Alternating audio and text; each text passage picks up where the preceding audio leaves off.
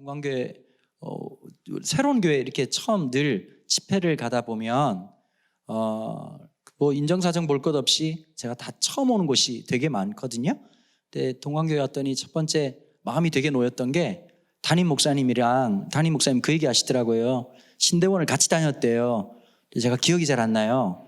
담임 목사님이 1반이고 제가 3반이라 가지고요. 그래서 제가 이제 그 얘기를 하자 말자 여러분 신대원 가면 공부 열심히 하는 학생들은 맨 앞자리에 앉아요. 우리 같은 사람들은 늘 뒷자리에 앉았거든요. 근데 하나님 누굴 주로 쓰시냐면 뒤쪽에 있는 애들을 많이 쓰시는 것 같아요. 그래서 제가 그 얘기했더니 담임 목사님도 1반에서 뒤에 앉아있다 이런 얘기를 해주시더라고요.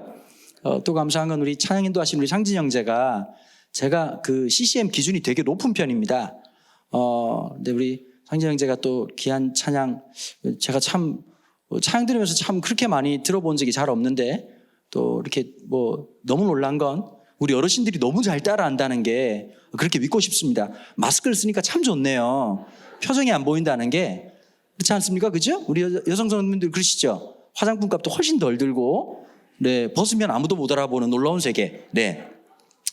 전사님 제가 충분히 느꼈죠. 그죠? 이제 뭐 애들 보고 전사님이 내기를 했대요. 너네들이 한 번이라도 안 웃으면 치킨을 사겠다고 얘기를 했다는 거예요. 그래서 다행히 이제 끝까지 안 우는 애들이 있네 보니까 노력해 보겠습니다. 성경을 설교하다 보면요. 시편이 참 어렵습니다. 왜 어려냐면 성경이 다 어렵겠지만 시편이라고 하는 건 노래예요. 혹시 이제 우리 연배 많으신 우리 어르신들도 계시니까 좀 얘기를 드리자면 최백호라는 가수 혹시 아세요? 네, 아시죠? 그 최백호라는 가수가 1979년도에 무슨 노래로 떴냐면 가을엔 떠나지 말아요. 이 노래 혹시 기억나시죠? 근데 대부분 다가 어떻게 들으셨어요? 그 노래를? 가을엔 떠나지 말아요. 이 노래를 어떻게 들으셨어요? 다 이제 사랑하는 사람들 떠나고 난 다음에 힘들었던 마음이라고 생각했잖아요. 근데 나중에 제가 그 노래에 대한 사연을 알게 됐는데 최백호 씨가 20살 때 어머니가 돌아가셨대요. 어머니가 가을에 돌아가셨는데 조금만 더 있다 가시지라는 마음으로 만든 노래가 그 노래였다는 거예요. 이게 제가 무슨 말이냐면 시편은 노래입니다. 그런데 이게 자칫 잘못하면 내 마음대로 해석하기가 참 좋을 수 있거든요. 근데 성경이라고 하는 건 시대적 상황이나 정황이 있을 때 제대로 해석할 수 있잖아요. 근데 보통 이제 르 데이빗이라고 하는데 다윗의 시라고 표현하잖아요. 히브리어로 르라고 하는 말이 두 가지 정도로 해석이 가능합니다. 영어로 하면 of라고 하는 말로 해석이 되고요. 두 번째는 from으로 해석이 되는데 of가 되면 다윗이 직접 지었다는 뜻입니다. 그러니까 from이 되면 어떻게 되느냐? 원래 이제 하나님 나라 인디 밴드의 원조가 누구냐면 다윗이었거든요. 원래 이분도 보니까 예체능 쪽이었지 않습니까? 좀 웃으셔야 되는데 무슨 말인지 못 알아들으시는 것 같네요. 네. 그러니까 이제 홍대 쪽이 훨씬 어울리는 분이세요. 근데 이제 그 다윗이라는 분이 믿음도 좋았고 왕이었고 뭐 군인으로 살았지만 뭐 가야 시대 때 우룩처럼 그 음악을 그동안 전래됐던 음악들을 집대성했단 말이에요. 근데 그걸 표현할 때도 르 데이빗이란 말을 씁니다. 근데 아까 말한 것처럼 오브가 되려고 하면 이제 그 앞에 이런 소업 주제가 붙어 있는 거죠. 시편 57편 위쪽에 이런 말이 있어요. 다윗의 믹담시, 믹담이라고 하는 말은 교훈을 담았다는 뜻이고 그 다음에 이제 박자가 나옵니다. 인도자를 따라 알다스엣에 맞춘 노래, 이건 리듬이에요. 그러니까 설명하면 뭐 아무도 관심 없을 테니까요. 그 다음 내용이 뭐냐면 다윗이 사울을 피하여 굴에 있던 때에 이렇게 얘기를 합니다. 학자마다 차이가 있는데요. 다윗이 사울을 피해서 굴에 숨어있던 시간을 짧게는 5년, 길게는 10년이라고 봅니다. 사실 제가 오늘 생일입니다. 생일인데 집회를 왔다는 건 굉장히 기쁜 일이죠. 네, 아내가 굉장히 기뻐하더라고 보니까. 해줄 게 아무것도 없지 않습니까 여러분? 제 장모님이 연락이 왔어요. 아침에 미역국을 먹었냐고. 여러분, 요즘 어떤 남자가 생일이라고 감히 아내에게 미역국을 차려달라는 말도 안 되는 개수작을 부릴 수가 있겠습니까? 그랬다가는 혼자 살아야 됩니다. 정말 세상이 더러워졌지 않습니까? 어머니들 되게 열받으시죠, 그죠? 예, 세상이 많이 변했습니다. 주님이 오셔야 됩니다. 꼭 오시길 간절히 바라는 마음이죠. 특별히 저하고 비슷한 연배들, 50대들, 여러분, 더러운 세상 우리 끝까지 한번 주님이 오신다니까 한번 견뎌보십시다. 소망을 갖게 되길 바라고. 제가 설교할 때 가끔씩 좀 남성 중심으로 설교를 해요. 그랬더니 아내가 그러더라고. 당신 왜 자꾸 남자를 편드느냐. 제가 그런 얘기를 했어요. 설교 1시간만이라도 한번 힘주고 살아보자. 아니 23시간을 노예처럼 살아가는데 1시간 정도는 힘주고 그리고 특별히 여러분 금요기도에 오시는 남자분들은 정말 하늘에서 상이 크다고 저는 분명히 믿습니다. 안 올 이유가 수만 가지가 있지만 오신 위대한 분들을 정말 주님의 놀라운 은혜가 있기를 간절히 바라고요. 근데 어쨌든 아멘을 또 여성분이 하셨습니다. 남자분이 하시면 참 좋을 텐데 아멘까지도 여성분이 하는 안타까운 사태가. 여러분 그런데요 보면 그런 것 같아요. 저희 어머니가 똑같은 얘기를 하는 거예요. 어머니는 3월달이 세상에서 제일 추웠대요. 저를 낳았던 그해 말이에요. 그래서 제가 어머니한테 위에서 시를 하나 지어드렸어요. 시가 참 멋져요. 내 어머니의 3월은 겨울이다. 참 멋있잖아요, 그죠? 어머니는 그때가 너무 사무치게 아픈 거예요. 엄마들은 자녀를 낳은 시간을 몸이 기억을 해요. 3월이 딱 오면 그때 그 느낌이 오롯이 50년, 51년이 지나도 그대로 살아서 몸으로 느끼는 거예요. 여러분 아까 제가 다윗이 사울을 피해서 5년 내진 10년이라 그랬잖아요. 근데 표정이 어떠냐니까 남 얘기니까 아무렇지 않은단 말이에요. 여러분 한 5년에서 10년 술래잡기 한다 생각해 보십시오. 그게 사람이 할 짓인가? 쉬운 일이 아니죠. 근데 하나님 참 이상하셔요. 하나님의 인도하심이라 그러면 예수를 믿으면 잘 될 거라고 우리가 믿었잖아요. 그죠? 병도 안 걸리고. 근데 여러분 예수 믿어보니까 걸릴 건 다 걸리고 안 될 건 진짜 많아요. 제가 보니까 하나님 믿는다고 예수 믿는다고 다 잘 될 것 같으면 얼마나 좋겠어요. 여러분 특별히 교회 다니는 오늘 여기 있는 우리 청소년들이 많이 있을 건데 늘 공부 때문에 미칠 것 같죠. 그죠? 여러분 학원 다니는 친구들 손 한번 들어보세요. 학원 다니는 친구들 손 들어봐. 손 내려봐. 학원을 다닌다는 말은 공부를 못한다는 뜻이에요. 이게 말을 잘 못 알아들으시는데 저기 이제 이쪽이 참 지정학적으로 안 좋은 동네잖아요. 자꾸 엄마가 가까운 학교를 가라. 가까운 학교를 가라. 굉장히 위험한 생각이죠. 그럼 가까운데 산에 있는 학교예요. 그 학교는.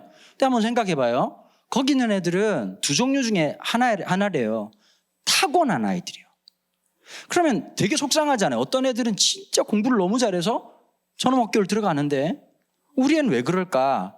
아이의 문제가 아니라 엄마 아빠의 잘못이에요. 이게 유전학이라는 게 있는데요. 엄마 아빠가 머리가 문제가 있으면 애는 굉장히 심각한 문제가 있는 거예요. 자꾸 엄마들이 이런 얘기 하잖아요. 얘가 누굴 닮았는지 모르겠다. 남들은 다 알고 있어요. 누굴 닮았을까요? 엄마 아빠를 닮은 거죠. 근데 사람의 기억력이란 굉장히 왜곡되어 있습니다. 엄마한테 물어봐 애들이 엄마는 공부 잘했어? 잘했지. 한 번 잘하는 걸 주님 오실 때까지 끓여 먹는 거죠. 자, 또 하나가 있어요. 그러면 예수 믿으면 지혜를 좋게 하시든지 하나님 능력을 주시든지 노래면 노래 아니면 외모면 외모 뛰어나야 되잖아요. 근데 가만히 한번 봐봐요. 특별히 우리 여학생들 같은 경우에는 중학교에 딱 올라오면 화장을 한단 말이에요. 화장을 하면서 깨닫는 거죠. 하나님이 신경을 안 썼다는 걸 깨닫는단 말이에요. 그러니까 우리가 봐도 하나님이 신경 쓰는 애들이 있어요. 정말 신경 쓰는 애들이 있어요. 보면 정말 한 땀 한 땀 정말 놀랍게 우리는 어떻습니까? 만들다 떨어뜨린 느낌을 지울 수가 없단 말이에요. 오늘 이제 화장을 하면서 이제 그 하나님의 실수를 메꾼단 말이에요. 이렇게 그 눈은 이까지였어요. 코는 왜 이따위로 하셨나요? 이렇게 얘기를 하는 거죠. 그럼 외모도 그렇고 어떤 걸 보면 뛰어나야 된단 말이에요. 근데 많은 청소년들이 이런 생각을 하는 거예요. 난 왜 이것밖에 안 될까? 특별히 우리 청소년들은 또 이런 마음이 있는 거예요. 다재다능이라는 게 있잖아요.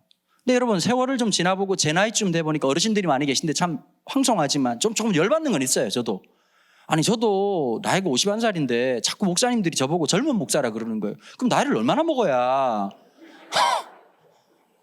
환갑 지나고 나서야 이제 나이 좀 들었네. 여러분 50 안 하면 옛날 같으면 그래도 함부로 하지 않으셨잖아요. 그죠? 세상이 더러워졌습니다. 진짜 힘든 상황인데 어쨌든 간에 좀 지나 보니 이런 마음이 들더라고요. 뛰어나고 잘나고 엄청나게 뛰어난 사람들이 인생을 잘 사는 게 아니더라고요. 여러분 맛집의 특징이 있어요. 맛집의 특징이 뭐냐? 메뉴가 3가지 이하라는 거예요. 여러분 김밥 천국 아시죠? 거기는 김밥도 제대로 못 말아요. 메뉴가 100가지가 넘어요. 제대로 된 게 하나도 없죠. 메뉴가 많다고 늘 성공하는 게 아니에요. 이걸 알아야 돼요. 우리 친구들도 혹시 외모에 대한 컴플렉스가 있는 애들 시점을 20대로 잡으면 망하는 거야. 이게 의미가 없는 순간이 와요. 50이 넘잖아요. 큰 의미가 없다. 60이 넘잖아. 주님이 똑같게 만드시는 거예요. 하나님의 통치가 60대임에요. 70이 되면 주님은 놀랍게 하나 되게 하시는 역사가 있어요. 막 떨어질 거 다 떨어지고 막 이렇게 하나님이 놀랍게 역사하실 때가 있거든. 근데 항상 우리 친구들은 이렇게 생각하는 거예요. 10대가 영원한 게 아니야. 영원히 10대만 사는 게 아니에요. 20대가 돼요. 30대가 되고 40대가 되고 50대가 되고 시간이 점점 간단 말이에요. 똑똑하고 대단한 사람 하나님 쓰시지 않아요. 하나님 어떻게 보면 조금 상태가 안 좋은 사람을 잘 쓰신단 말이에요. 하나님 재활용의 달인이세요.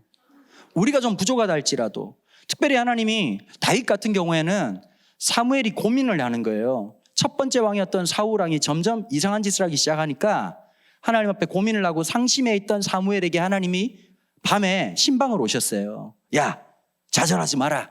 기름통에다가 기름을 채우고 나를 따라라. 그러고는 베들레헴으로 올라가시고는 이새의 집의 아들들을 불러 세우셨단 말이에요. 그러니까 이새 입장에서는, 이새가 누군지는 아시죠? 지금 보니까 다른 종교가 기독교는 맞으시죠? 이새라고 성경책에 나와요. 그 다윗 아버지신데요. 다윗이 그럼 이시냐라고 얘기하시면 안 되는 거예요. 이분이 아들들을 8명이나 낳았단 말이에요. 파이팅이 넘쳤던 아버지죠. 첫째 아들이 그 엘리압이라고 하는 아들이 하나 있었는데 성경에 보면 잘생겼다고 말하는 사람이 13명이 나와요.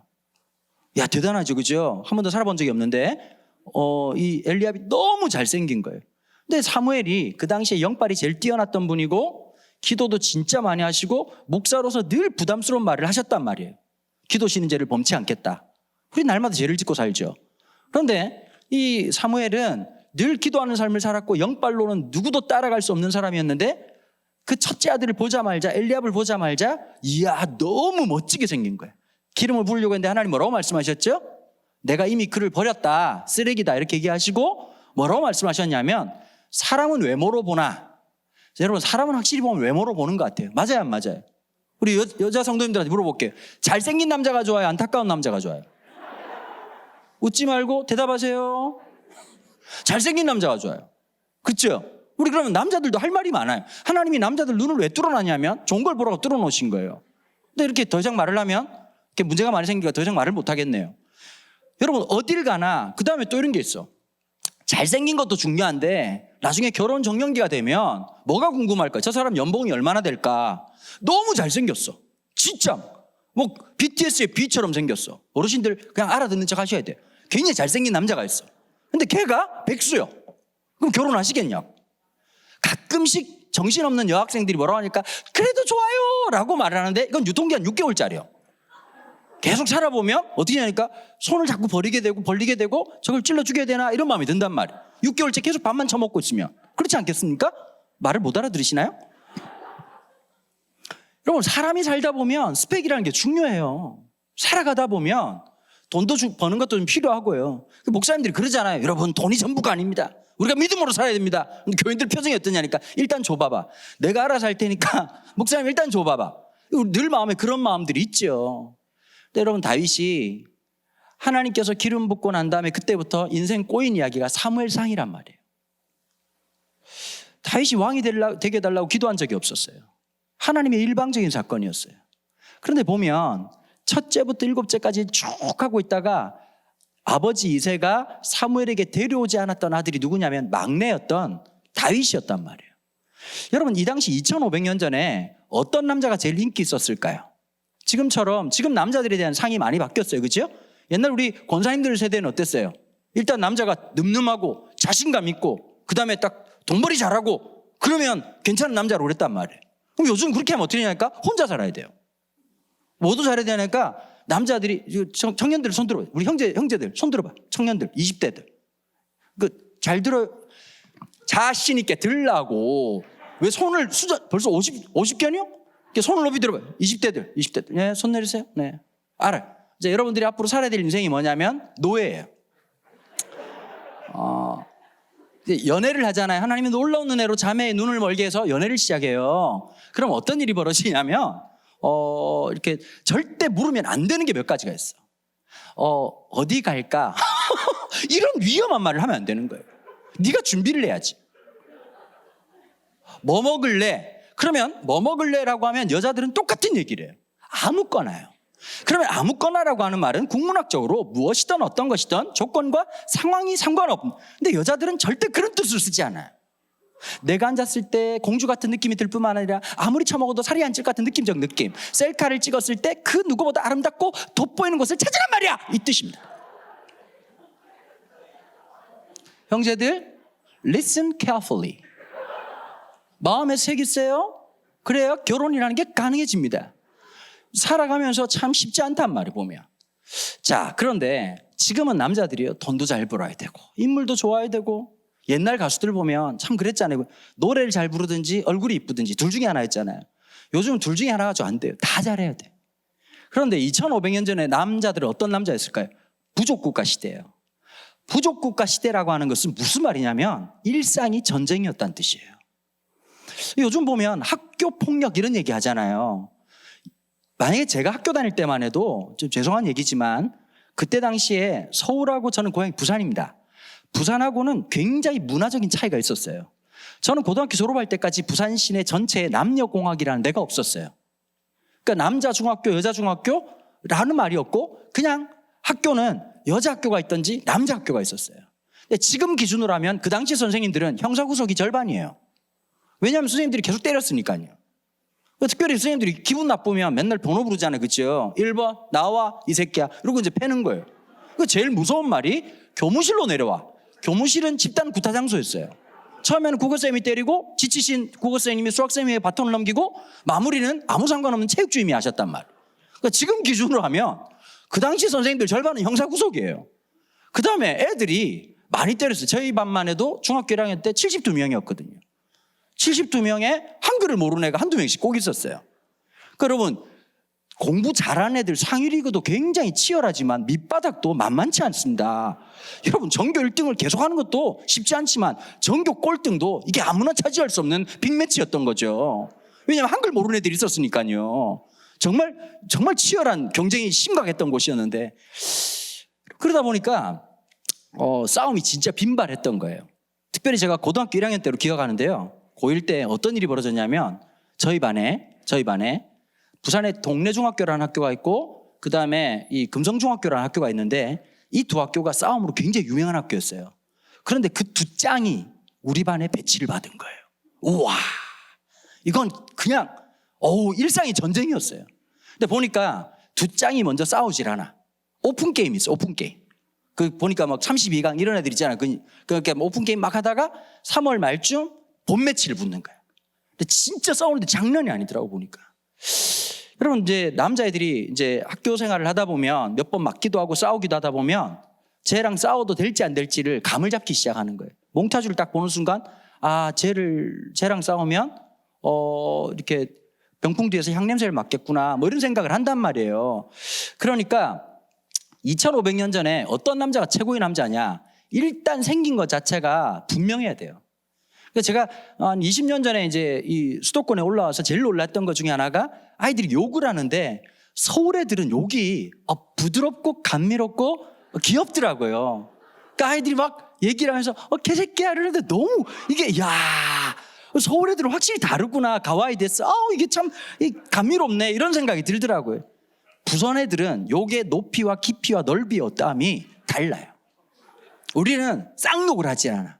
근데 딱 둘이 싸우기 전에 말로 하거든요. 눈깔이 깔아라 새끼야. 나쁜 말, 너의 눈을 아래로 깔렴, 이런 뜻이에요. 진짜 무서운 욕은 전라도 욕이 척추를 접어볼란 게, 여러분 척추를 접으면 사람이 죽을 수 있어요. 그럼 이제 싸우는 거예요. 여러분 딱 보면 알잖아요. 딱 몽타주를 딱 보는 순간 쟤랑 싸울지 안 싸울지 견적이 나오잖아요. 근데 여러분, 싸움을 할 때 제일 중요한 게 있습니다. 감수성이 예민하면 안 돼요. 그러니까 뭐 상진 형제처럼 뭐 너를 선택하면 안 돼요. 죽여야죠, 빨리. 근데 여러분, 노래하시는 분들이 보면 감성이 예민하잖아요. 아무래도 그 원래 하나님 나라 인디밴드의 원조였던 다윗이 어땠을까요? 아마 그랬을 거예요. 아빠가 양 좀 돌봐 이랬는데 막 그 어느 날 아빠 양의 눈물을 보았어요 모르고 막 울고 이랬으니까 그게 미쳐도 단단히 미친 놈인 거죠. 이제 이해가 안 될 거 아니에요? 그럼 전쟁이랑 맞겠냐고. 상대방을 지금 때리고 막 그냥 칼로 찌르고 창을 찔러야 되는데 자꾸 감수성 예민한 생각을 하는 거예요. 자도 엄마가 있겠지? 이러면 어떻게 창을 찌르겠어요? 찌르면 아플 텐데? 이러면 안 된단 말이에요. 그러니까 아빠가 보기에는 전혀 안 맞는. 그러니까 얘들아, 남 얘기하는 게 아니라 네 얘기하는 거예요. 공부도 안 되고 얼굴은 아프고 지금 전체적 상황은 정말 쉽지 않단 말이에요. 아빠가 지금 학교를 만들어야 될 판이에요. 그런 상황에 있었던 분이 누구냐면 다윗이었다는 거예요. 근데 하나님이 다윗을 기름 부어 세우신 거죠.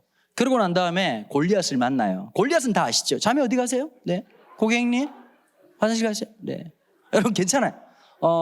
우리 고객님들은 방광의 보존량이 약해요. 그래서 갔다 오셔야 돼요. 청소년 사회 가다 보면요, 진짜 막 1000명, 2000명 모이잖아요. 앞에 애들이 막 누워있어요. 우리 놀래지 않아. 목사님들 놀랄 거 아니고, 그죠? 어떻게 설교하는데 애들이 막 우리는 놀래지 않는다?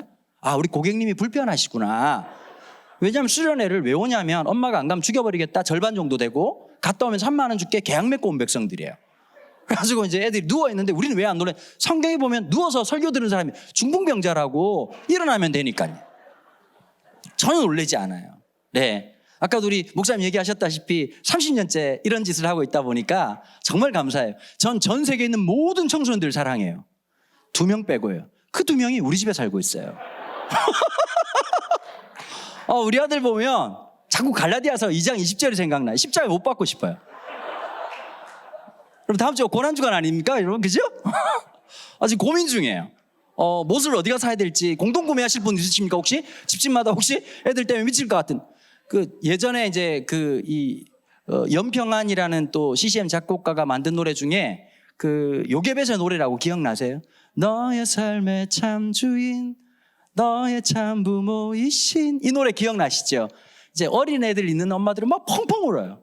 근데 이제 청소년들 특별히 청소년 아들들을 둔 아빠들은, 엄마들 어떤 생각을 하냐면, 이 갈대상자 공동구매할 수 있냐고, 한강에다 띄워보낼 준비가 다 돼 있다고 라고 하시는 분들이 계시거든요. 참으셔야 됩니다. 여러분, 언젠가 인간 되겠죠. 주님 오실 그날을 기대하면서. 자, 그런데 다윗이 이 골리앗을 만나죠. 골리앗은 누구나 다 알아요. 절에 있는 스님도 알 만큼 유명한 분이시니까요.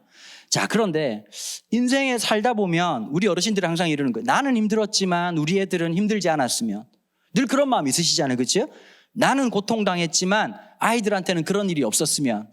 여러분, 그런데 그렇게 바람대로 될까요? 여러분, 인생은 다 어려움이 오는 거예요. 특별히 이런 설교하다 보면 중딩들은 아무 생각이 없어요. 왜냐하면 내가 없기 때문이죠. 하나님이 깜빡하신 거예요. 택배로 보냈다고 하는데 아직 오질 않았어요. 그러니까 생각이 없어요. 특별히 아들 두신 분들 잘 들으십시오. 그냥 애완견 한 마리 키운다 이 생각하는 게 훨씬 나을 때가 있어요. 야단을 쳐요. 야, 인간이면 너 그럴 수가 있냐? 여러분, 개도 그만큼 야단을 치면 말을 듣습니다. 듣질 않아요. 한번 우리 아들이 그러더라고요. 양말을 한쪽만 신고 한쪽은 벗고 있어요. 야, 너 뭐 하는 거냐 그랬더니 지금 생각하고 있다는 거예요. 내가 신으려고 한 건지 벗으려고 한 건지. 여러분, 우리 아들 얘기예요. 제가 기도했어요. 하나님, 이거는 엄마 아빠의 문제가 아니라 창조주의 결함이다. 리콜 부탁드린다고 했더니 리콜을 안 받아주신다고 얘기하시더라고요. 참 쉽지 않아요. 아이들 마음속에도 참 지치고 힘들 때가 있지만 조만간 문제가 어느 순간 생길 때가 있거든요. 저는 이런 집회가 참 좋다고 생각해요. 우리 어르신들부터 시작해가지고 우리 어린아이들까지 함께하는 이런 집회가 필요해요. 왜 그러냐면 믿음이라고 하는 게요, 이 아이들이 갑자기 중학생들이 막 대성통곡하고 오늘 저녁에 막 그냥 기도하고 주님을 영접하고, 주님도 부담스러워 하거든요. 일단 급식을 먹어라, 지금 이럴 때가 아니다. 그런데 어느 순간 이 신앙이라고 하는 게 중학교, 고등학교, 청년, 대학부 지나고 난 다음에 인생에 힘들고 어려운 모진 바람을 맞다 보면 어느 날 참 하나님의 은혜라고 하는 게 보일 때가 있잖아요. 여러분, 금요일에 이 저녁에 왜 오셨어요? 된소리 맞아서 온 거 아니겠습니까? 그렇죠? 인생 계획대로 됐으면 여기 앉아 있겠습니까, 여러분? 우리가? 얼마나 갈 데가 없으면 교회에 왔겠습니까? 금요일에 이 뜨거운 밤. 우리 각자의 하나님 주신 그 바람들이 있는 거죠. 골리앗 앞에 서면요, 우리의 힘이라는 게 아무 의미가 없어요. 인생의 홍해를 딱 만나면 우리의 능력이라는 게 아무 의미가 없어져요. 그런데 하나님 꼭 그걸 주시거든요. 그러다 보면 속이 상하고 힘든 거죠. 왜 나는 돈이 없을까? 3가지가 동시에 만나기 어렵대요. 첫 번째는 뭐냐면 건강이요. 2번째는 시간이고 3번째는 돈이래요. 이 3가지가 만나야 행복하잖아요. 근데 이 3가지가 잘 못 만나요. 젊을 때야 20대야 건강하죠.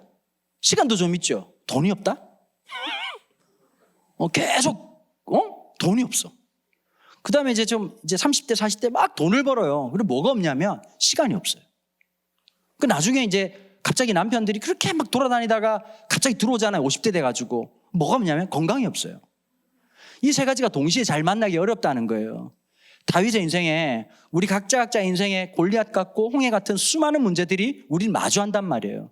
나는 왜 이런 문제가 생길까 고민한다고 절대 해결되지 않아요.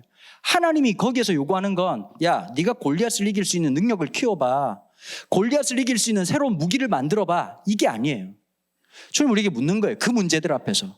너는 이 문제 앞에서 나를 누구라고 하냐? 너는 나를 누구라고 하냐? 질문하시는 거죠. 그러면 그 응답을 누가 해야 될까요?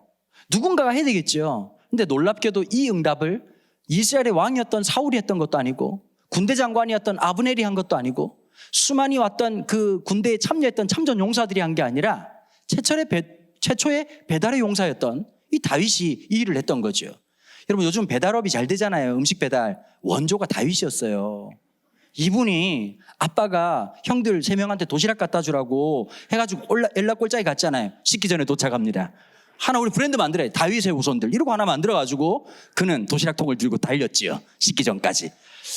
갔는데 하필이면 누구를 만납니까? 이 골리앗을 만나는데 골리앗이 40일 동안 아침 저녁으로 하루에 2타임씩 골리앗 쇼타임이 있었습니다. 뭐라고 말했냐면, 야, 길게 갈 거 없고 블레셋 대표로 내가 나오고 이스라엘 대표로 한 명 나와서 맞짱을 뜨자. 이게 본된 내용이었습니다. 그리고 40일 동안 골리앗이 사람을 죽였을까요? 한 명도 죽인 사람이 없었습니다. 근데 참 놀랍게 어떤 일이 벌어졌느냐? 사람들의 마음이 다 녹았다는 거예요. 여러분 우리가 지금 이 코로나라고 하는 이 중차대한 상황들을 살아가고 있습니다. 근데 사람들이 되게 걱정을 하죠. 근데 참 이상한 믿음이 하나 생겼어요. 물론 우리가 교회가 방역을 열심히 지키고 잘하는 거 중요하다고 생각합니다. 근데 어떠냐면 주말이 되면 백화점에 사람이 메어 터져요. 신기하지 않습니까? 그런데 지금도 교회 오면 코로나 걸릴 거라고 하는 믿음이 너무 굳건한 분들이 계시거든요. 특별히 중딩들이 그래요. 보면 PC방도 가고 편의점도 가고 다 가는데 교회만 오면 코로나 걸릴 것 같은 두려움 속에 사로잡혀 있는 정말 무서운 중딩들이 있거든요. 보면 고등학생들도 있고 어른들도 있단 말이에요. 상황이라는 게 만만치 않았어요. 그런데 다윗이 뭐라고 말했냐? 그 어려움 속에서 골리앗을 향해 사람들이 다 떨었어요. 왜 떨었을까요? 어마무시하게 키가 큰 거예요. 기골장대한 것뿐만 아니라 더 중요한 게 있어요. 이 블레셋의 군대 장관이었던 이 골리앗은 단순히 키가 크고 아주 그냥 외모만 컸던 게 아니라 쉽게 말하면 데스매치 세계 챔피언이었단 말이에요. 싸움의 왕이었어요. 그러니까 딱 보는 순간 진짜 쟤랑 붙었다가는 바로 주님 만날 것 같거든요. 그러니까 다 사람들이 밤만 되면 탈영병들이 막 나오기 시작한 거예요. 다윗이 이렇게 얘기했죠. 그 사람의 어떠함이나 대단한 것을 본 게 아니라 한마디로 이렇게 얘기합니다. 저자가 누구간데 감히 하나님 여호와 하나님을 비방하는가? 저자가 어떤 놈이길래 감히 이스라엘의 군대인 하나님의 군대인 이스라엘을 비방하는가? 저자의 목을 치면 왕은 어찌할 것인가? 여러분 나라에 국군이 걸려있는 이 전쟁에 왕이 누구를 보냈냐면 학자들마다 의견이 비슷하긴 한데 15, 16밖에 안 되는 중딩을 나라 대표로 싸움터에 보냈단 말이에요. 여러분 근데 참 묘해요. 사무엘상에 보면 가고 난 다음에 사울이 물어봐. 아브넬에게, 군대 장관 아브넬에게 쟨 누구니?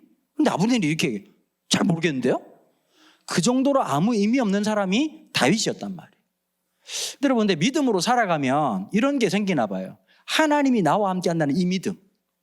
적어도 우리 친구들이 이걸 있어야 돼. 우리 중딩들도, 우리 청소년들, 고등학생들도, 청년들도 마찬가지야. 자꾸 쫄지 마. 자꾸 공부 못한다는, 아니 쫄지 마. 하루 이틀 들었니? 계속 들어왔잖아요 우리가.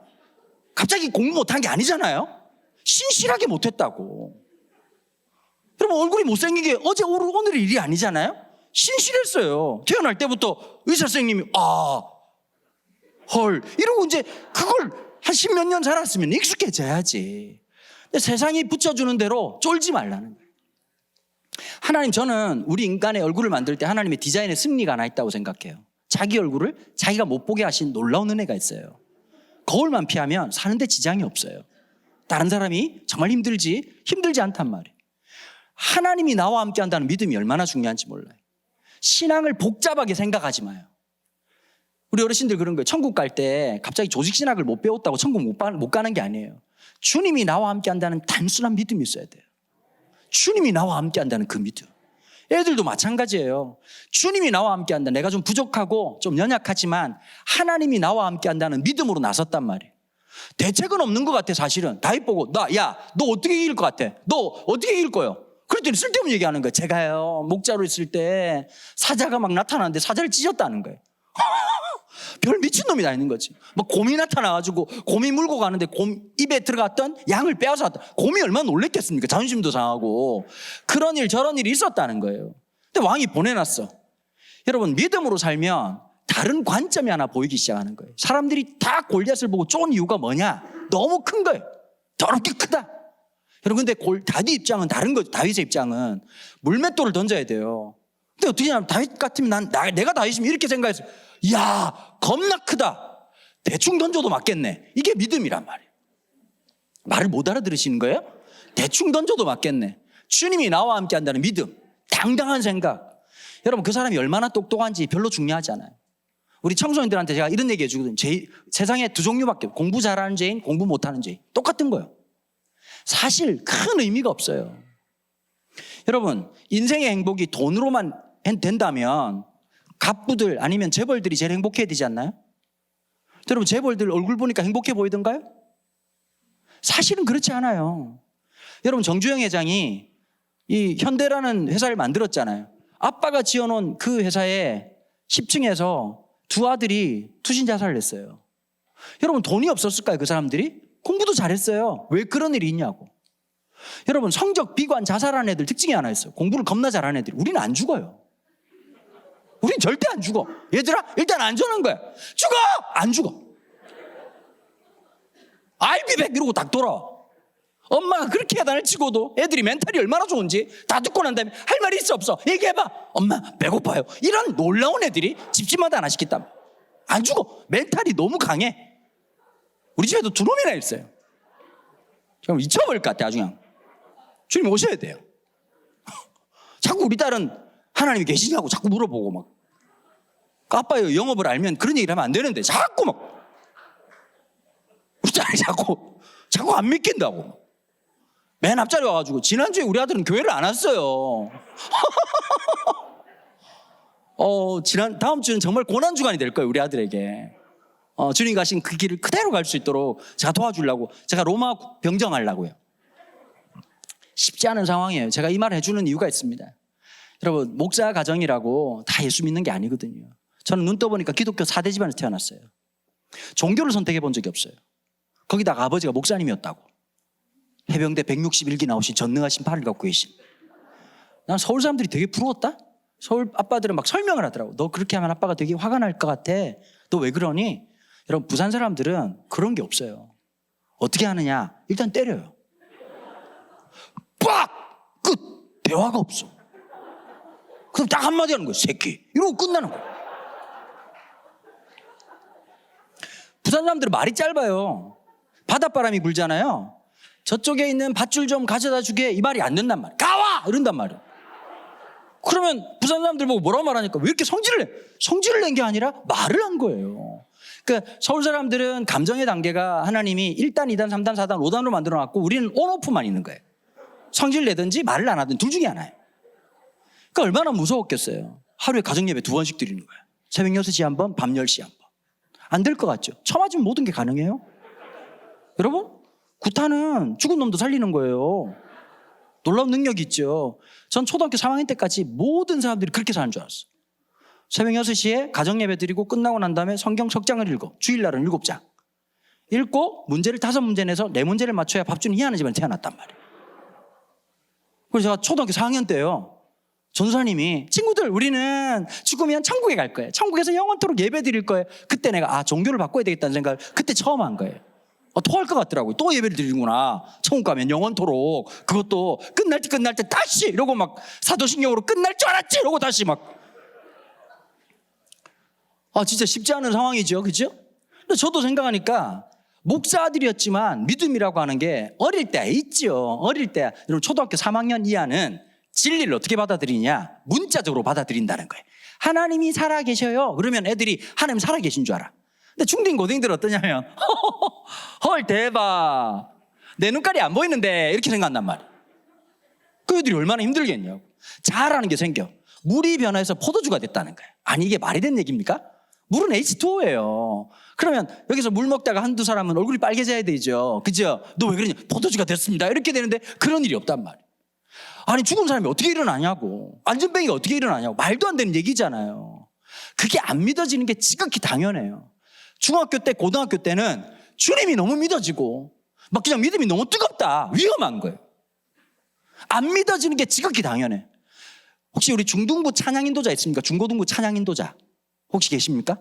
예, 저런 분들은 선교사입니다. 저런 분들은 찬양인도 할 때 눈을 감고 찬양을 눈 뜨고는 볼 수가 없는 거예요. 아무도 안 하거든요.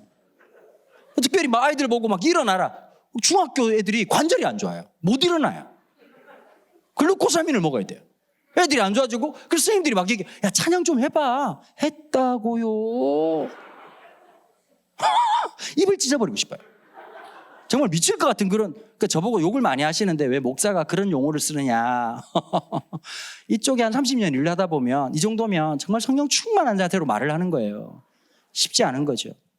자, 빨리 얘기를 해야 되는데 벌써 10시가 넘었네요. 재미나시죠? 제가 사실 코미디보다 훨씬 재미나요. 자, 그런데 다윗이 골리앗을 죽이고 난 다음부터 문제가 생겼어요. 우리가 볼 때는 골리앗을 죽이면 모든 문제가 끝날 줄 알았죠. 청년들 잘 들으셔야 돼요. 결혼하면 끝날 줄 알았죠. Welcome to hell. 노예. 사랑할 때야 뭐든 잘하죠. 제 아내가 저보다 7살이 어려요. 놀라지 마세요. 나도 이상한 사람은 아니에요. 사람을 감금하거나 이런 게 아니라 사랑을 했어요. 결혼을 했죠. 제 아내가 진짜 이쁘거든요. 저 멀리서 막 오면 심장이 터지는 줄 알았어. 지금 결혼 20년 차.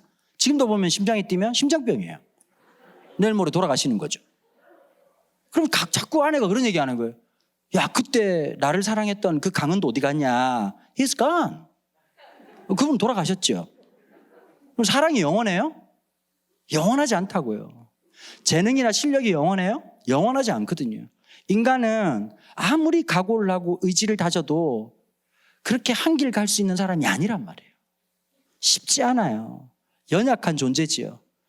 여러분, 우리 생각엔 어떤 일이 딱 이렇게 끝나고 나면 새옹지 치마처럼 또 어떤 문제가 생기고 또 어떤 문제가 생기지 않겠어요. 그죠? 마찬가지로 다윗이 골리앗을 죽이고 났더니 사람들이 노래를 부르기 시작. 최초의 국민가요를 불렀어요. 사울이 죽인 사람은 1000명이고 다윗이 죽인 자는 10,000명이다. 이 얘기를 듣자마자 사울의 마음속이 화가 났겠죠. 그도 그럴 만한 게 여러분 왕이면 그렇게 하면 안 되죠. 지금 나라에서 지금 골리앗이란 저 나쁜 놈이 자꾸 소리 지르고 이스라엘 비방하고 사람들의 마음을 딱 그러면 제가 사울이면 적어도 그랬을 것 같아요. 갑자기 목소리 딱 깔면서 칼을 가져와라. 전하 왜 그러십니까? 칼을 가져오라 했다. 어찌하시려고 하십니까? 내가 나가리라. 그래서 죽더라도 멋있게 죽어야죠. 그렇지 않습니까? 근데 사울이 이렇게 찌질하게 막 자기 딸을 주겠다 별 얘기를 다 해가지고 다윗을 거기다 보냈으니 온 국민들이 손가락질하는 게 지극히 당연하죠. 그런데 사울은 어떻게 생각했냐? 결국 다윗이 나를 죽이고 왕이 될 거라고 하는 정신장난병에 빠져가지고 10년 동안 다윗을 쥐잡듯이 잡았단 말이에요. 그 성경이 어디 나오느냐? 사무엘상 24장부터 26장까지가 나와요. 24장의 에피소드가 어떤 거냐면 엔겐디라고 해가지고 유대 광야 동쪽 끝에 있는 지역에 있다는 첩보를 사울이 알게 되었습니다. 그러고는 3,000명의 최정예 병력을 끌고 그쪽으로 갔는데 그 당시에 숨었던 동굴이 석회암 동굴이었어요. 동굴이 여러 개로 구멍이 뚫려 있는 거죠.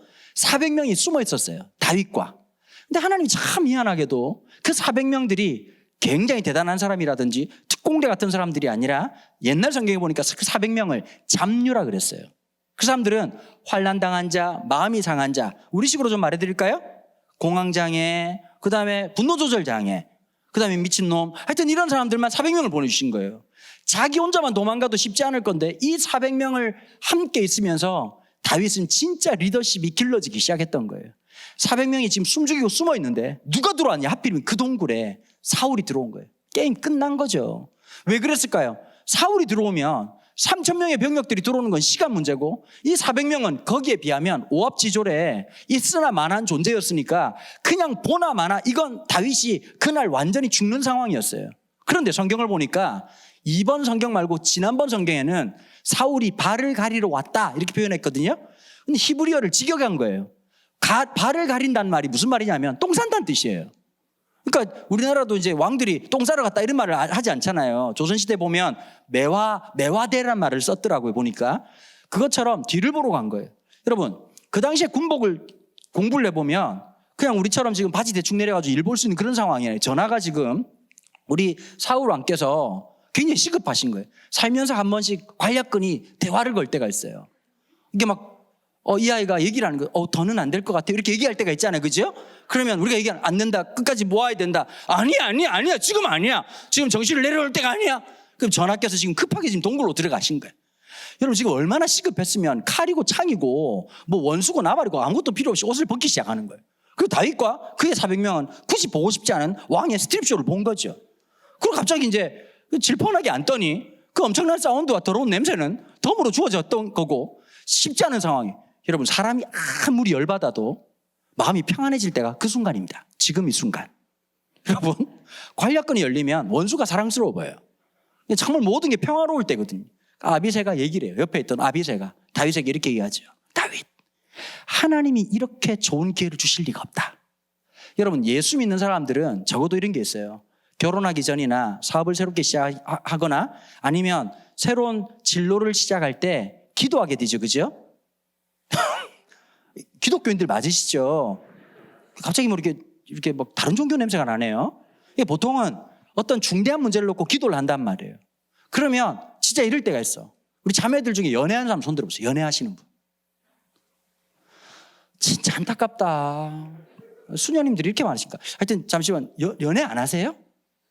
목사님 여기 수맥이 흐르나 봐요. 이렇게 자매들이 많은데 연애를 하잖아요. 연애를 하면 이럴 때가 있어요. 연애를 하는 건 좋은데 결혼은 다른 문제잖아요. 이게 연애를 하는 거하고 결혼을 하는 건 또 다른 문제란 말이에요. 그러면 고민을 하죠. 하나님 진짜 이런 사람을 나한테 짝지어 주시는 건가? 그러면 기도할 때 좀 이렇게 응답받기를 원치 않으세요? 그놈이 맞다. 날 잡아라. 그러니까 하나님 보통 이렇게 인도하실까 안 하실까요? 1970년도까지 이렇게 인도하신 것 같아요. 2000년 넘어가서 주님이 장르를 바꾸기 시작하신 거예요. 보통 이렇게 인도를 잘 안 하시거든요. 자꾸 음성 들었다 그러면 잠을 많이 못 자서 그런 거예요. 사람들이 자꾸 신비적으로만 모든 걸 해석하려고 하는데 실상은 그런 게 필요한 거죠. 이걸 조금 어려운 말로 신학화라는 표현을 씁니다. 신앙화한다는 거죠. 우리가 기도받으면서 기도하면서 마음에 응답이 생기고 가슴이 뜨거워지고 하나님 주신 확신이다라고 생각하면 사업을 하든 새로운 장르를 시작하든 어떤 일을 하든지 하나님 역사하시는 거죠. 여러분 제가 깨달은 게 하나 있어요. 하나님이 쓸데없이 은혜를 많이 주시잖아요. 위험한 일이 시작됐다는 뜻이에요. 재작년에 진짜 하나님 은혜를 많이 주시더라고요.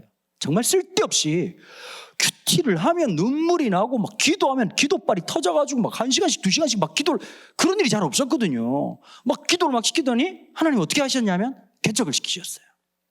개척을 하고 선물로 코로나를 주셨어요. 그 사람들이 나한테 묻더라고요. 왜 이때 개척을 했냐고. 알았겠습니까 여러분? 주님은 늘 이런 식으로 인도하시는 거죠. 그죠? 우리 중고등부 선생님들 손 들어보세요. 중고등부 선생님들. 작년 연말에 전화 잘못 받으신 분들이에요. 목사님 전화 받고 전사님 전화 받아가지고 안 되는데 그랬는데 끝까지 지조를 못 지켜가지고 교사가 되는 안타까운 사건이 벌어진 거죠. 그죠? 중고등부 사역 좋아하실 분들 아무도 없어요. 여러분 중고등부에서 찍은 영화가 있습니다. 양들의 침묵이라고. 양들이 계속 침묵을 해요. 야 지난주 어떻게 지냈니? 왜? 오늘 말씀 듣고 어떤 느낌이 들어? 왜? 네 꿈이 뭐니? 왜? 여러분 이런 일을 한 5주 정도 하잖아요. 그럼 토요일날 가위 눌려요. 걔들 만날 거 생각하면 미쳐버릴 것 같고 그러다 갑자기 질문을 애들이 질문하면 너무 기쁜 거야. 얘기해봐. 간식 하나 더 먹어도 되나요? 이런 애들밖에 없는 거야. 정말 미쳐버릴 것 같은 그런 상황이 생기거든요. 쉽지 않은 상황이에요. 하나님의 인도하심이라는 거. 여러분 지금 다윗이 지금 도망 다니고 있단 말이에요. 도망 다니는 게 즐거울까요? 여러분 도망 다닌다는 건 거처가 없다는 뜻이에요. 나는 자연인이다. 원조가 다윗이었다고. 매일같이 산에서 도망 다니는 거예요. 하루 여기 늘 있는 것도 아니고 또 다른 곳으로 도망 다녔단 말이에요. 여러분 그렇다면 어떤 뜻일까요? 생산 활동이 가능했을까요? 생산활동이. 늘 도망다녀야 되니까 여러분 진짜 이건 거짓대도 이런 거짓대가 없는 거예요. 여러분들 같으면 지금 내가 내 눈앞에 사울이 똥을 싸고 있어. 창으로 찔러 죽이면 내 고난이 끝나는 거예요. 여러분들 같으면 하시겠습니까? 안 하시겠습니까? 갈등이 되죠. 이것만 죽이면 내가 끝날 텐데. 그런데 다윗은 아비새에게 이렇게 얘기를 하는 거예요. 이는 여호와의 기름 부으신 자다. 여러분, 살다가 그런 때 없으신가요? 혹시 누군가 말싸움하다가 져가지고 집에 돌아왔는데 갑자기 그 말이, 하고 싶은 말이 떠올랐을 때 열받지 않으세요? 아, 맞다! 내가 그 말을 왜 못했지? 여러분, 그 말 다 한다고 인생이 행복해지는 거 아니에요. 인생이라고 하는 게 성질대로 살면 엉망이 되는 거예요. 여러분, 성령님이, 하나님의 말씀이 왜 중요할까요? 성질대로 사는 게 아니라 말씀의 통치를 받는 거예요. 여러분, 다윗도 사울이 미운 거예요. 죽이고 싶었을 거예요. 그런데 하나님의 은혜가 있었던 거죠. 다윗을 죽이지 않을 만큼. 26장에 또 한 번 그런 일이 있었어요. 다윗이 사울을 죽일 수 있는 또 한 번의 기회가 있었거든요. 여러분 24장과 26장이 10년이에요. 10년. 거의 맨 끝자락에서 또 사울이 3,000명을 끌고 다윗을 죽이려고 찾아왔다는 얘기를 들어요. 이번엔 어떻게 하느냐? 다윗이 너무 화가 나서 사울의 요새로, 사울이 숨어있는 곳으로, 진영으로 올라갑니다. 올라가는데 기적 같은 일이 벌어진 거예요. 사무엘상 26장에. 여러분, 홍해가 갈라진 거 엄청난 기적이죠. 죽은 사람이 살아난 거 엄청난 기적이죠. 그 다음 26장의 기적을 잘 몰라요. 왠지 아세요? 성경을 안 읽어서 그런 거예요. 26장에 어떤 기적이 있었냐? 여러분, 왕이 자도 옆에 군인들은 지켜야 돼요. 그렇죠? 경계병력들이 있어야 돼요. 그런데 어떤 일이 벌어졌냐? 3,000명이 다 자빠져 잔 거예요. 이렇게 잘 수가 없어. 마취 없이 수술이 가능한 상태로 잤어요. 그렇지. 아비새랑 올라갔다가 아마 모두 건드려보고 소리도 났겠죠. 아무도 지금 못 깨는 거예요. 완전히 온수 상태야. 그러니까 아비새가 얘기하는 거야. 다윗에게. 하나님이 이런 기회를 2번이나 주실 리가 없다. 여러분, 이게 달라요. 똥 싸고 있는 놈 찌르는 건 그래도 살인의 의도가 있는 거예요. 고의성이 있어. 적어도 이 형법에 13년 이상 징역을 살아야 돼요. 그런데 지금 사울이 누워있어요. 지금 누워있어. 지금 얼굴이 지금 면상이 지금 바로 앞에 있는 거예요. 지금. 그럼 창을 들고 있다가, 잘 들어보셔요. 창을 들고 있다가 왜 이렇게 무거울까? 굉장히 무겁네. 힘이 왜 이렇게 빠질까? 죽었네. 이러면 과실치사예요. 3년이면 돼. 아비새가 심지어 이런 얘기를 하는 거야. 다윗, 명령만 내리라고. 내가 그냥 죽이겠다고. 그러면 다윗은 감옥 안 가도 돼. 나중에 검찰에서 검사가 너 살인교사 아니냐? 라고 물어보면 아니? 걔가 왜 그랬을까요? 아비새는 분노가 많았죠. 이렇게 말하면 그냥 풀려나가는 거예요. 근데 다윗이 뭐라고 말하냐? 끝까지 10년 동안 도망다녔으면 이를 바다닥 갈 뿐이 있잖아요. 저희 어머니가 제가 하는 모든 일은 다 찬성이요. 어머니는 철저하게 제 편이에요. 아버지한테 하도 쳐맞았으니까. 그런데 제가 우리 딸아이 이름을 지었는데 저희 집안에 이제 할아버지가 이름을 다 돌림자를 썼단 말이에요. 원래 돌림자가 있었는데 돌림자를 완전히 갈아엎었어. 그러니까 저희 아버님 이름이 이길 승자, 원래 거룩할 성자를 써야 되는데 이길 승자를 왜 썼느냐? 일제강점기 말기에 일본 놈들이 너무 싫으니까 일본 놈한테 이기라고 이길 승자를 쓴 거예요. 우리 아버지 이름이 강승상이야. 일본한테 이기고 하나님께 상을 받아라 이 뜻이야. 우리 바로 위에 큰아버지가 우리나라 최초의 아프리카 선교사님이신데 이길 승자에 쓱삼자야. 한 번만 이기지 말고 3판 이겨라. 그래서 3번 이기라고 한 거예요. 그리고 우리 때부터 어떻게 했냐니까 너네들은 하나님의 은혜로 살아라. 그래서 은자를 돌린 거예요. 그 내 이름이 진짜 어릴 때 너무 짜증이 났고. 여러분, 사람 이름이 은도가 뭡니까? 제가 어릴 때 엄청 혼났어요. 그 옛날 이름표 새기시는 아저씨가 날마다 강원도라고 쓰는 거야. 아니라고, 강은도라고. 그 이름표 새겨주면서 그 아저씨 날마다 똑같아. 강원도, 금강산, 15,000. 그 노래를 그렇게 부르더라고.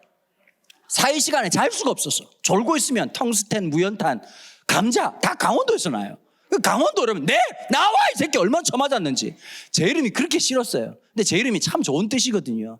은혜 은자의 길도자. 사람들에게 하나님의 은혜의 길 같은 사람이 되라.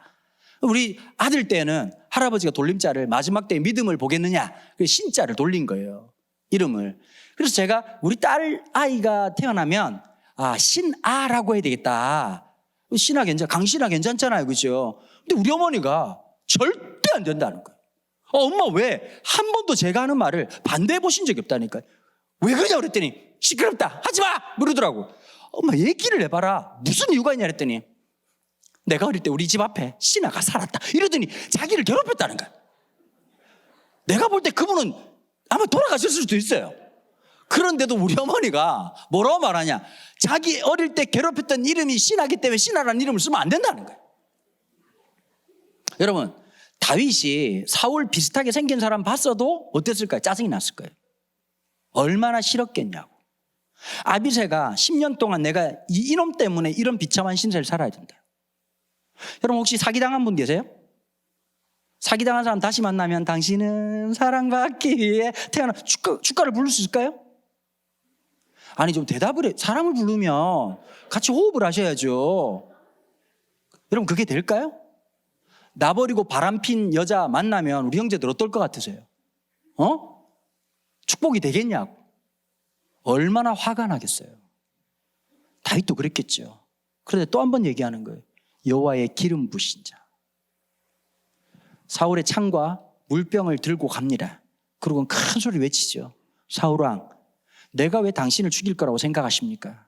제가 당신을 죽일 수 있었습니다. 하지만 당신의 창을 보십시오. 이것이 누구의 것인지 보십시오. 사울은 얘기하죠. 다윗, 네가 나를 죽이지 않으려고 했던 게 맞구나. 넌 하나님께서 왕으로 세우신 사람이 내가 알고 있다. 마지막 축복을 누가 하냐면 사울이 합니다.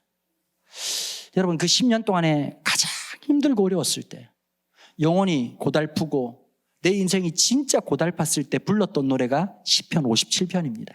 1절 한번 보시겠습니까? 드디어 본문으로 들어왔네요. 하나님이여 내게 은혜를 베푸소서, 내게 은혜를 베푸소서. 다윗은 인생에 제일 중요한 것이 무엇인지를 연거푸 이렇게 얘기합니다. 은혜를 베푸소서. 여러분 인생이 진짜 힘들고 어려울 때 하나님의 은혜가 필요합니다. 여러분 그런 말이 되게 웃기잖아요. 말씀으로 살아간다. 근데 여러분 젊을 때는 그게 안 느껴지거든요. 떡으로만 살려고 하죠. 돈으로 살려고 하죠. 가진 것으로 살려고 하죠.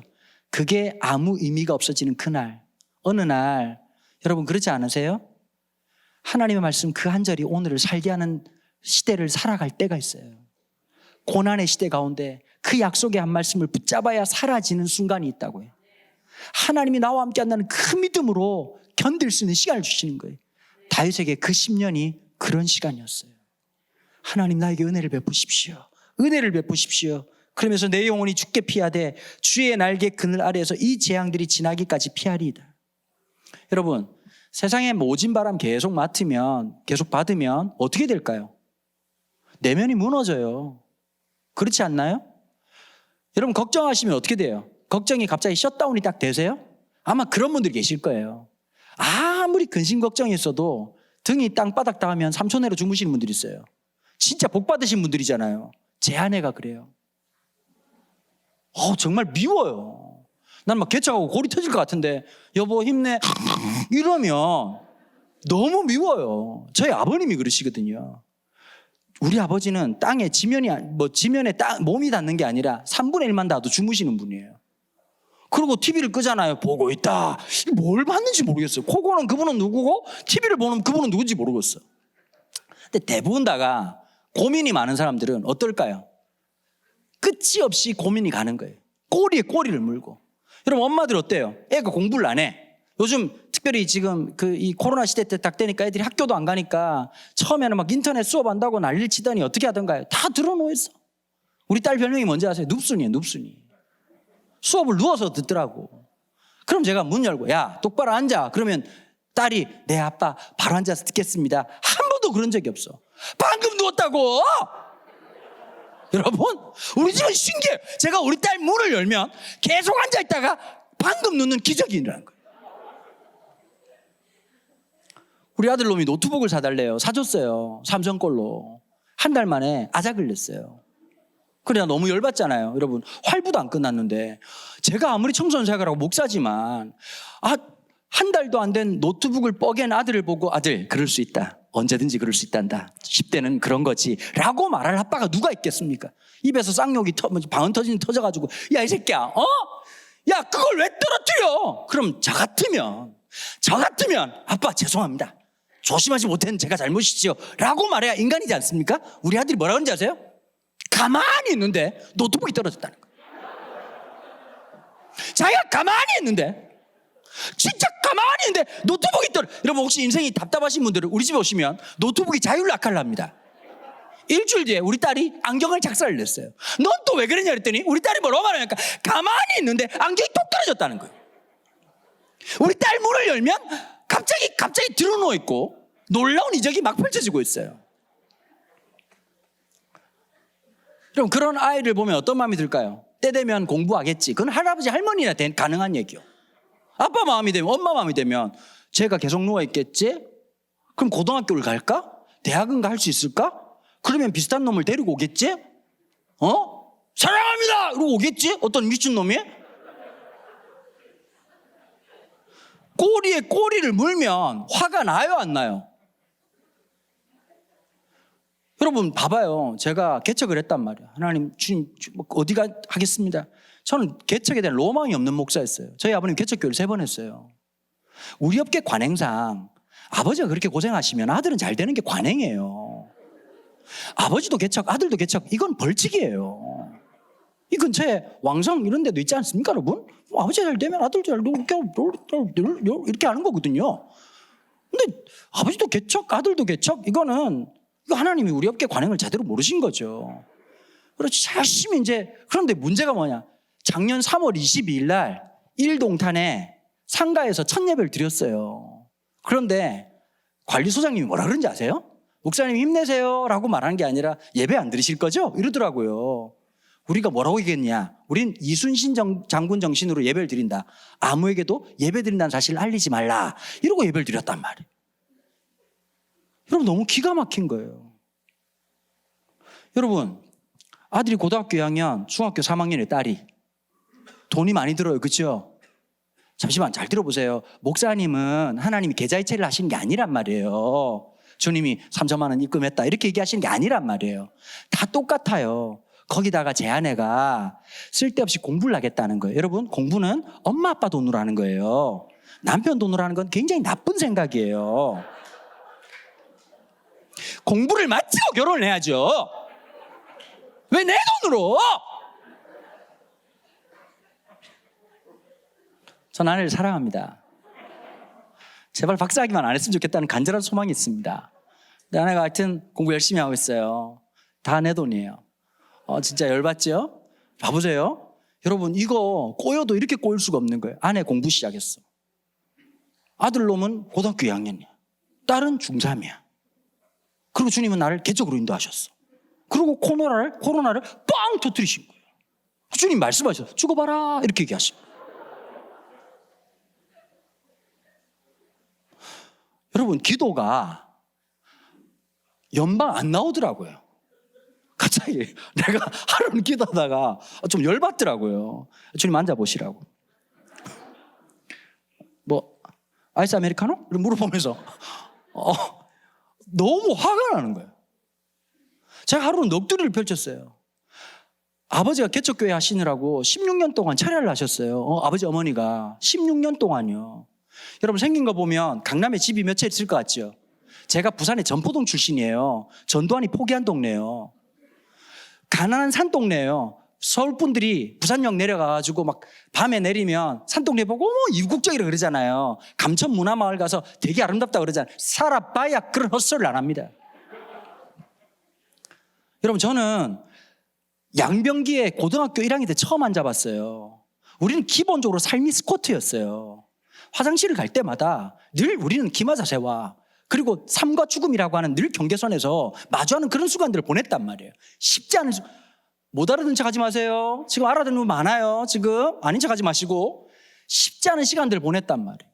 여러분 어떤 분이 그런 얘기 하더라고요. 가족 여행이요? 한 번도 해본 적이 없어요. 외식 한 번 해본 적이 없었어요. 개척이라는 것에 대한 로망이 전혀 없는 상태에서 인생을 살아왔고 그러니까 그 트라우마가 너무 많은 거예요. 저희 어머니가 전설 같은 얘기를 했어요. 제 아내하고 이제 서울로 이제 수도권으로 올라간다 그랬더니 저희 어머니가 제 아내 손을 꼭 잡더니 이렇게 얘기하셨대요. 얘야 사례비를 받으면 쌀부터 사라. 그게 어머니의 상처였어요. 늘 어머니의 기도는 이 아이들을 굶기진 않을까. 야, 하나님이 신실하게 응답하십니다. 밥만 그렇게 먹이시더라고. 주님이 좀 알아들으셔야 되는데 우리 아이들 밥만 그렇게 먹이시더라고.